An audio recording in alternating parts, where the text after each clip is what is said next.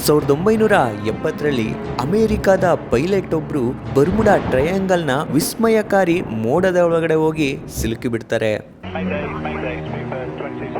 ಎದುರಿಗೆ ಬೃಹತ್ತಾದ ಮೋಡ ಕಾಣಿಸ್ತಿದ್ರು ವಿಮಾನವನ್ನ ಅದ್ರೊಳಗಡೆ ನುಗ್ಗಿಸೇ ಬಿಟ್ಟಿರ್ತಾರೆ. ನಂತರ ಅವ್ರಿಗನ್ಸುತ್ತೆ ತಾನು ಮಾಡಿದ್ದು ಎಂತ ದೊಡ್ಡ ತಪ್ಪು ಅಂತ, ನಾನಿನ್ನು ಬದುಕೋದೇ ಇಲ್ಲ ಅಂತ ಅಂದ್ಕೊಂಡಿರ್ತಾರೆ.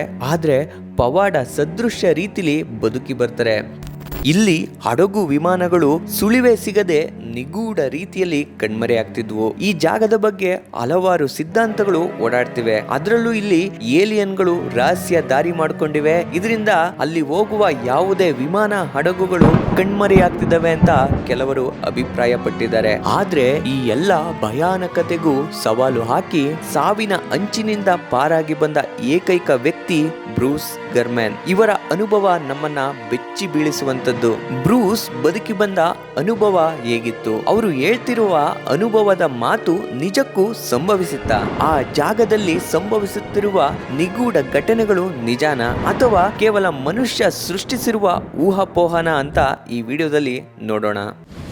ವಿಡಿಯೋ ಇಷ್ಟ ಆದ್ರೆ ಲೈಕ್ ಮಾಡಿ, ನಿಮ್ಮ ಅಭಿಪ್ರಾಯನ ಕಮೆಂಟ್ ಮುಖಾಂತರ ತಿಳಿಸಿ. ವಿಡಿಯೋನ ಆದಷ್ಟು ಪೂರ್ತಿ ನೋಡೋಕೆ ಪ್ರಯತ್ನ ಪಡಿ, ಯಾಕಂದ್ರೆ ಬರ್ಮುಡಾ ಟ್ರಯಾಂಗಲ್ ನಿಗೂಢತೆ ಸತ್ಯನ ಅಥವಾ ಸುಳ್ಳ ಅನ್ನೋ ತಾರ್ಕಿಕ ಅಂತ್ಯ ಸಿಗುತ್ತೆ.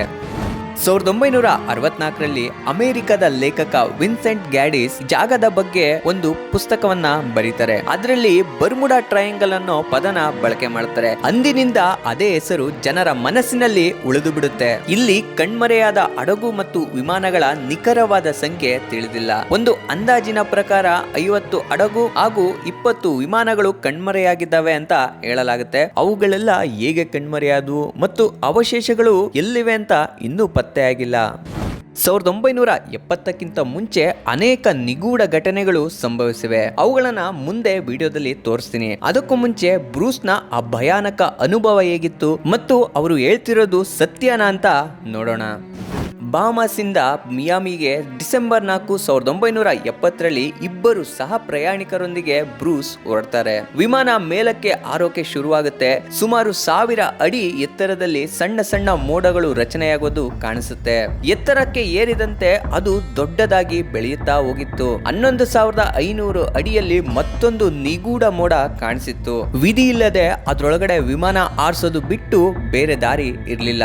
ಆಳವಾದ ಉಸಿರು ತಗೊಂಡು ಅದ್ರೊಳಗಡೆ ಹೊರಟೇ ಬಿಡ್ತೀನಿ. ಆ ಕ್ಷಣದಲ್ಲಿ ವಿಮಾನದ ಸುತ್ತಲೂ ರಾತ್ರಿಯಂತೆ ಕತ್ತಲೆ ಆವರಿಸಿತ್ತು. ಆದ್ರೆ ಅದು ಬಿರುಗಾಳಿಯ ಮೋಡವೂ ಆಗಿರಲಿಲ್ಲ ಮತ್ತು ಮಳೆಯೂ ಬರ್ತಿರ್ಲಿಲ್ಲ. ಹೀಗಾಗಿ ನಮ್ಮನ್ನ ಬಹಳ ಚಿಂತೆಗೆ ಈಡು ಮಾಡಿತ್ತು. ನಂತರ ವಿಚಿತ್ರವಾದ ಬೆಳಕಿನ ಹೊಳಪು ಬಂದು ಮಿಂಚಿನಂತೆ ಮಾಯವಾಗಿತ್ತು. 30 ನಿಮಿಷಗಳ ಕಾಲ ಅದರೊಳಗಡೆನೆ ವಿಮಾನ ಹಾರ್ತಾ ಇತ್ತು. ನಮ್ಗೆ ಏನಾಗ್ತಿದೆ ಅನ್ನೋ ಸಣ್ಣ ಸುಳಿವು ಕೂಡ ಸಿಗ್ತಾ ಇರ್ಲಿಲ್ಲ. ಮೋಡವು ಸಿಲಿಂಡರ್ನ ಆಕಾರದಲ್ಲಿತ್ತು. ಸುಮಾರು 1 ಮೈಲಿ ಅಗಲ ಮತ್ತು ಅಂತ್ಯವಿಲ್ಲದಂತೆ ಕಾಣಿಸ್ತಾ ಇತ್ತು. ಇನ್ನು ಇದರಿಂದ ಹೊರಬರೋದಿಲ್ಲ ಅಂತ ನಾವೆಲ್ಲ ಅನ್ಕೊಂಡು. ಆದ್ರೆ ಸ್ವಲ್ಪ ಸಮಯ ಕಳೀತಿದ್ದಂತೆ ಸುರಂಗದ ಕೊನೆಯಲ್ಲಿ ಬೆಳಕನ್ನ ನೋಡಿದ್ವಿ. ಇದು ನಮ್ಮಲ್ಲಿದ್ದ ಭಯವನ್ನ ಸ್ವಲ್ಪ ಮಟ್ಟಿಗೆ ದೂರ ಮಾಡಿತ್ತು. ಆದ್ರೆ ಇದ್ದಕ್ಕಿದ್ದಂತೆ ಸುರಂಗದ ಮೋಡಗಳು ಕಿರಿದಾಗೋಕೆ ಪ್ರಾರಂಭವಾಗಿದ್ವು.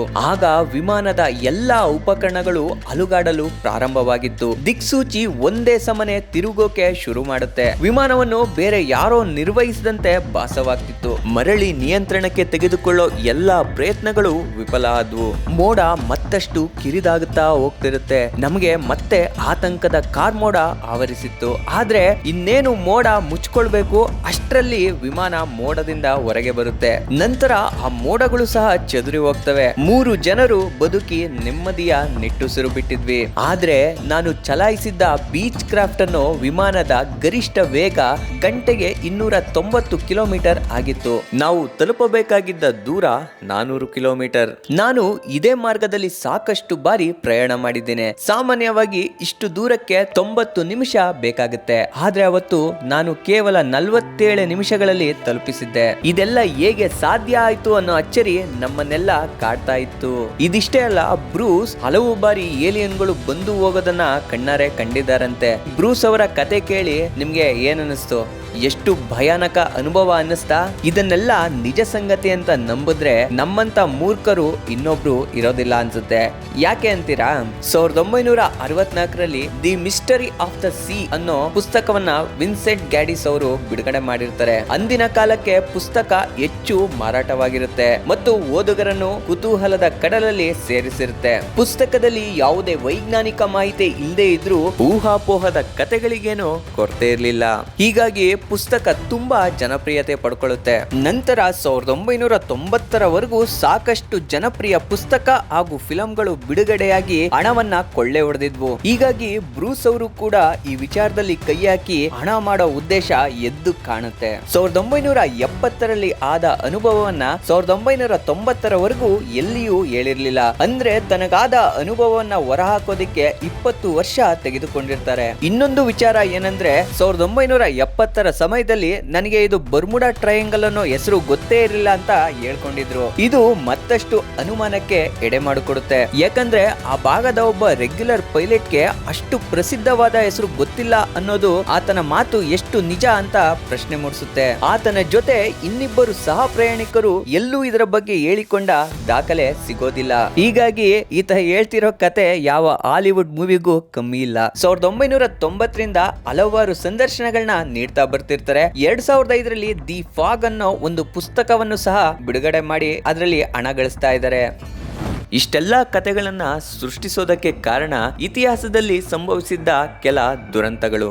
ದಾಖಲಾಗಿರೋ ಕೆಲ ಪ್ರಕರಣಗಳನ್ನ ನೋಡೋದಾದ್ರೆ, ಇಲ್ಲಿ ನಡೆಯೋ ವಿದ್ಯಮಾನದ ಬಗ್ಗೆ ಇತಿಹಾಸದಲ್ಲಿ ಮೊದಲ ಬಾರಿಗೆ ದಾಖಲಿಸಿದ್ದು ಕ್ರಿಸ್ಟೋಫರ್ ಕೊಲಂಬಸ್. ಇವರು ಭಾರತಕ್ಕೆ ಜಲಮಾರ್ಗ ಕಂಡುಹಿಡಿಯಬೇಕು ಅಂತ 1492ರಲ್ಲೇ ಸಮುದ್ರಯಾನ ಕೈಗೊಳ್ತಾರೆ. ಆದ್ರೆ ಇವರು ತಲುಪಿದ್ದು ಮಾತ್ರ ಅಮೆರಿಕವನ್ನ. ಇವರು ಅಮೆರಿಕ ತಲುಪೋ ಮುಂಚೆ ಅಟ್ಲಾಂಟಿಕ್ ಸಮುದ್ರದಲ್ಲಿ ಆದ ಕೆಲ ವಿಚಿತ್ರ ಅನುಭವವನ್ನ ಹೀಗೆ ದಾಖಲು ಮಾಡಿದ್ದಾರೆ. ದೂರದಲ್ಲಿ ತುಂಬಾ ಹೊಳೆಯುವ ಬೆಳಕು ಬಂದು ಮಾಯವಾಗಿತ್ತು ಮತ್ತು ದಿಕ್ಸೂಚಿಗಳು ವಿಚಿತ್ರವಾಗಿ ವರ್ತಿಸಲು ಶುರು ಮಾಡಿದ್ದು. ಇದರಿಂದ ಹಡಗಿನಲ್ಲಿದ್ದ ಇತರರಿಗೆ ಭಯವನ್ನ ಉಂಟು ಮಾಡಿತ್ತು ಅಂತ ಬರ್ಕೊಂಡಿದ್ದಾರೆ. ಇದಾದ ನಂತರ ನಮ್ಗೆ ದಾಖಲಾದ 2 ಉದಾಹರಣೆಗಳು ಸಿಗುತ್ತೆ. 1918ರಲ್ಲಿ 306 ಸಿಬ್ಬಂದಿಯನ್ನು ಹೊಂದಿದ್ದ ನೌಕಾಪಡೆಯ ಸರಬರಾಜು ಹಡಗು USS ಸೈಕ್ಲೋಪ್ಸ್ ಬರ್ಮುಡಾ ಟ್ರಯಾಂಗಲ್ ನಲ್ಲಿ ಕಣ್ಮರೆಯಾಗುತ್ತೆ. ಆದ್ರೆ ಇದು ಯಾವ ಕಾರಣಕ್ಕೆ ಅಪಘಾತಕ್ಕೆ ಈಡಾಯ್ತು ಮತ್ತು ಇದರ ಅವಶೇಷಗಳು ಇಂದಿಗೂ ಪತ್ತೆಯಾಗಿಲ್ಲ. 1945ರಲ್ಲಿ ಫ್ಲೈಟ್ 19 ಅನ್ನೋ 5 ಟಾರ್ಪಿಡೋ ಬಾಂಬರ್ಗಳ ಗುಂಪು ಫ್ಲೋರಿಡಾದ ಪೋರ್ಟ್ ನಿಂದ ತರಬೇತಿಗಾಗಿ ಹೊರಡುತ್ತವೆ. ಇವು ಸಹ ಸುಳಿವೆ ಸಿಗದಂತೆ ಕಣ್ಮರೆಯಾಗುತ್ತವೆ. ಎಷ್ಟೇ ಹುಡುಕಿದ್ರೂ ಇದರ ಅವಶೇಷಗಳು ಪತ್ತೆಯಾಗೋದಿಲ್ಲ. ಈ ಎಲ್ಲಾ ಘಟನೆಗಳಿಂದ ಪ್ರೇರಿತರಾಗಿ ಊಹಾಪೋಹದ ಕಥೆಗಳು ಸೃಷ್ಟಿಯಾಗಿವೆ. ಹಾಗಾದ್ರೆ ಈ ಘಟನಾವಳಿಗಳೆಲ್ಲ ಹೇಗೆ ನಡೆದಿರಬಹುದು ಅಂತ ನೋಡೋಣ.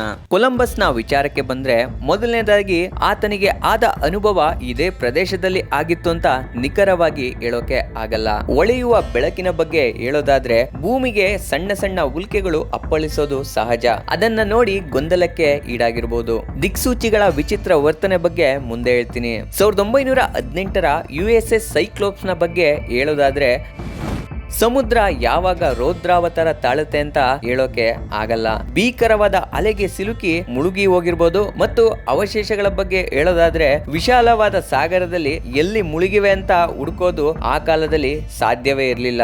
1945ರ ಫ್ಲೈಟ್ 19ನ 5 ವಿಮಾನಗಳು ಕಾಣೆಯಾದ ಬಗ್ಗೆ ಹೇಳೋದಾದ್ರೆ, ನೌಕಾಪಡೆಯ ತನಿಖಾಧಿಕಾರಿಗಳ ವರದಿಯ ಪ್ರಕಾರ ವಿಮಾನದ ಕ್ಯಾಪ್ಟನ್ ನ ದಿಕ್ಸೂಚಿಗಳು ಕಾರ್ಯನಿರ್ವಹಿಸುವುದನ್ನ ನಿಲ್ಲಿಸಿತ್ತು. ಇದರಿಂದ ಅವರು ದಿಕ್ಕು ತಪ್ಪಿ ಮತ್ತಷ್ಟು ಸಮುದ್ರದ ಕಡೆ ಹೋಗ್ತಾರೆ. ಇದರಿಂದ ವಿಮಾನಗಳ ಎಲ್ಲಾ ಇಂಧನ ಖಾಲಿಯಾಗಿ ಸಮುದ್ರಕ್ಕೆ ಆಹುತಿಯಾಗಿರ್ಬೋದು ಅಂತ ವರದಿ ನೀಡ್ತಾರೆ. ಕ್ಯಾಪ್ಟನ್ ನಿಂದ ಬಂದ ಕೊನೆಯ ರೇಡಿಯೋ ಸಂದೇಶಗಳು ಹೀಗಿದ್ವು: ಎಲ್ಲಿ ನೋಡಿದ್ರು ಬರೀ ನೀರೇ ಕಾಣಿಸ್ತಿದೆ, ನೆಲ ಕಾಣಿಸ್ತಾನೆ ಇಲ್ಲ ಅಂತ ಹೇಳ್ಕೊಂಡಿದ್ರು. ಇದಾದ ನಂತರ ಯಾವುದೇ ರೇಡಿಯೋ ಸಂದೇಶಗಳು ಬಂದಿರಲಿಲ್ಲ.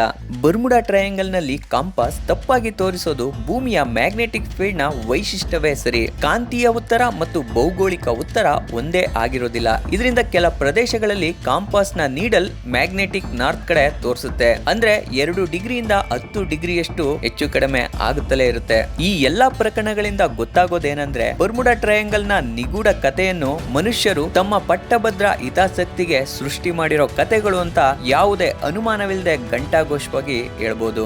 ಯಾಕಂದ್ರೆ ಅಮೆರಿಕದ ಫ್ಲೋರಿಡಾ, ಪೋರ್ಟೋರಿಕೋ ಹಾಗೂ ಬರ್ಮುಡಾ ದೇಶಗಳ ನಡುವೆ ಪ್ರತಿನಿತ್ಯ ಅಂದಾಜು 1000 ವಿಮಾನ ಹಾಗೂ 200ರಿಂದ 300 ಹಡಗುಗಳು ಇದೇ ಬರ್ಮುಡಾ ಟ್ರಯಾಂಗಲ್ ಮೇಲೆ ಹಾದು ಹೋಗ್ತವೆ. ಹಂಗೇನಾದ್ರೂ ಇವ್ರು ಹೇಳಿರೋ ಕಥೆಗಳೆಲ್ಲ ನಿಜ ಆಗಿದ್ರೆ ಇವೆಲ್ಲ ಮುಳುಗಿ ಹೋಗ್ತಿದ್ವು, ಇಲ್ಲ ಕಣ್ಮರೆಯಾಗ್ತಿದ್ವು. ಅಷ್ಟೇ ಅಲ್ಲ, ಇದು ಜಗತ್ತಿನ 10 ಅಪಾಯಕಾರಿ ಪ್ರದೇಶಗಳ ಪಟ್ಟಿಯಲ್ಲಿ ಇಲ್ವೇ ಇಲ್ಲ. ನಮ್ಮ ಮಾಧ್ಯಮಗಳು ಸಹ ಬರ್ಮುಡಾ ಟ್ರಯಾಂಗಲ್ ನ ಬಗ್ಗೆ ವೈಜ್ಞಾನಿಕ ಮಾಹಿತಿ ಇದ್ರೂ ಅವ್ರಿಗೆ ಆ ಸಂಗತಿ ತಿಳಿಸೋ ಬದಲು TRP ವ್ಯಾಮೋಹದಿಂದ ರಂಗು ರಂಗಿನ ಕಥೆಗಳನ್ನ ಹೇಳಿ ನಿಜ ಸಂಗತಿಯನ್ನ ಜನರಿಂದ ಮುಚ್ಚಿಟ್ಟಿವೆ. ಬರ್ಮುಡಾ ಟ್ರಯಾಂಗಲ್ ನಿಗೂಢ ಮತ್ತು ವಿಸ್ಮಯ ಅಂತ ಹೇಳೋದಕ್ಕೆ ಮತ್ತೊಂದು ಕಾರಣ ಇದೆ. ಮನುಷ್ಯ ಭೂಮಿಯ ಬಗ್ಗೆ ತಿಳಿದುಕೊಂಡಿರೋ ವಿಷಯಗಳಿಗಿಂತ ತಿಳಿದುಕೊಳ್ಳದೇ ಇರೋ ವಿಷಯಗಳೇ ಹೆಚ್ಚು. ಇದರಿಂದ ಯಾವುದೇ ಒಂದು ಘಟನೆ ಅವರಿಂದ ಗೊತ್ತಾಗದೆ ಇದ್ದಾಗ ನಿಗೂಢ ವಿಸ್ಮಯ ಅಂತ ಸುಳ್ಳು ಸುದ್ದಿ ಹರಡಿಸಿ ಬಿಡ್ತಾರೆ. ಯಾಕಂದ್ರೆ ಸುಳ್ಳಿಗೆ ಇರೋ ವೇಗ ಸತ್ಯಕ್ಕೆ ಇಲ್ಲ ಅನ್ನೋದು ಎಲ್ರಿಗೂ ಗೊತ್ತಿರೋ ವಿಷಯನೇ. ಹಿಂಗಂತ ಹೇಳ್ತಾ ಈ ವಿಡಿಯೋನ ಇಲ್ಲಿಗೆ ಮುಗಿಸ್ತಾ ಇದ್ದೀನಿ. ಮುಂದಿನ ವಿಡಿಯೋ ಒಂದಿಗೆ ಭೇಟಿಯಾಗೋಣ. ನಮಸ್ಕಾರ.